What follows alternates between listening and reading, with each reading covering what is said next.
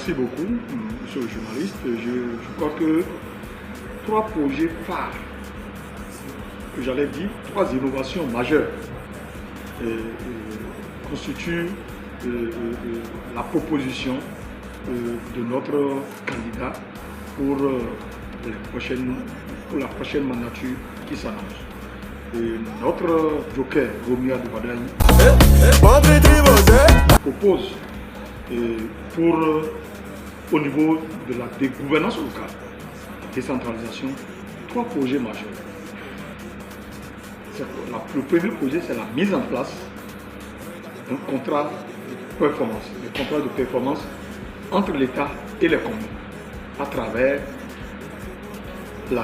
l'amélioration du cadre de vie des populations par les services sociaux de base et la capacité de mobilisation des ressources et puis la bonne gouvernance, la bonne gestion de ces ressources.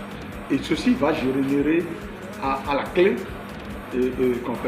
un système de bonus financiers pour les communes qui auront été les meilleurs élèves dans ce projet, le contrat de performance.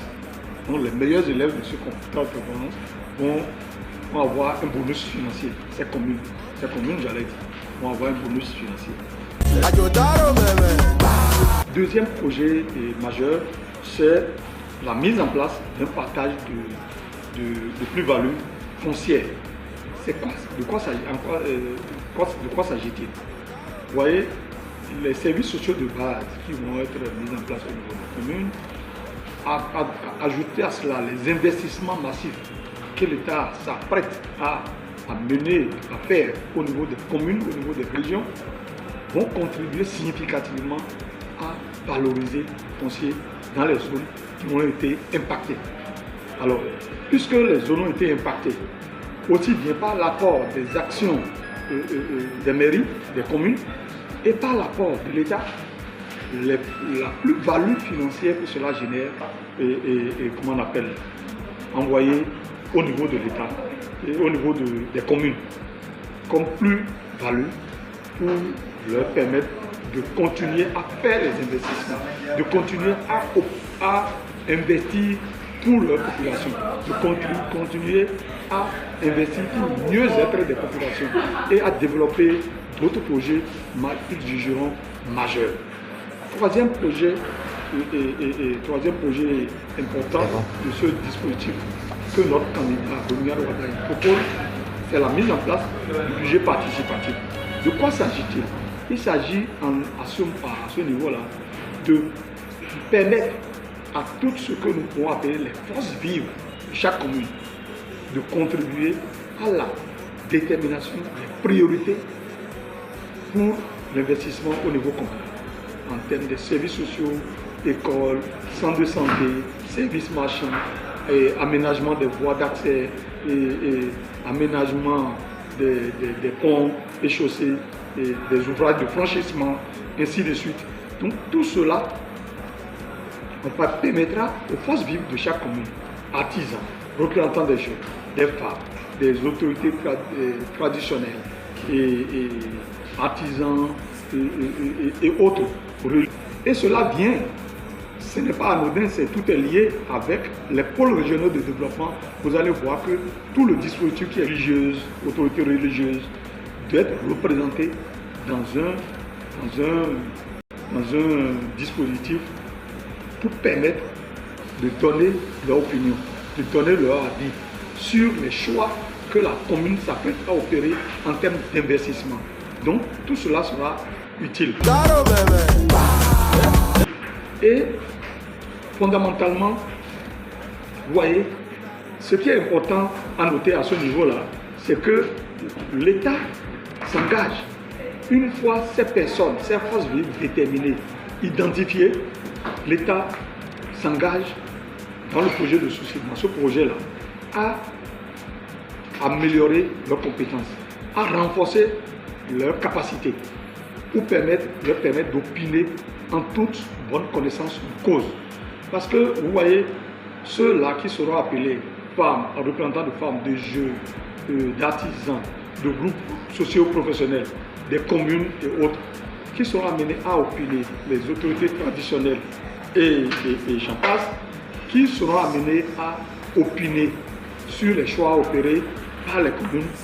Si ces forces vives ne disposent pas des compétences nécessaires, elles ne pourront pas de façon consciente, de façon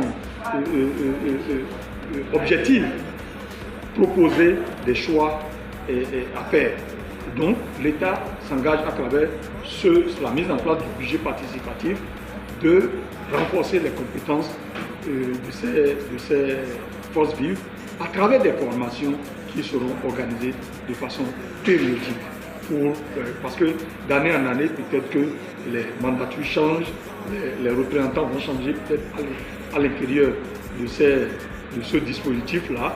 Donc il faut des formations continues, permanentes, pour leur permettre d'être à même de faire des choix et d'opiner objectivement pour le bien-être des populations qu'elles représentent également. Et je vais vous dire que c'est important de le dire parce que tout cela sera renforcé accompagné par le fonds d'investissement communal. Et il n'est pas anodin de vous rappeler que nous ne partons pas du néant. Il y a beaucoup d'efforts qui ont été faits ces 10 dernières années à travers le fonds FADEC. Plus de 400 milliards de nos francs ont été affectés directement aux communes pour transformer le visage de nos communes à travers les ouvrages de franchissement, l'aménagement des voies d'accès et les services marchands et les infrastructures, les écoles, les centres de santé, ainsi de suite.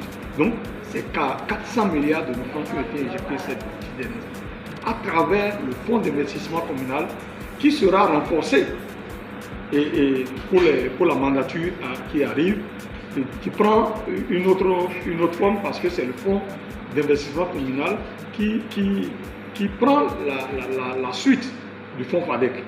Donc c'est sur les cendres du fonds FADEC que le fonds d'investissement communal est né. Il continuera les réformes, il continuera les investissements avec les populations, avec les communes qu'il est amené à accompagner.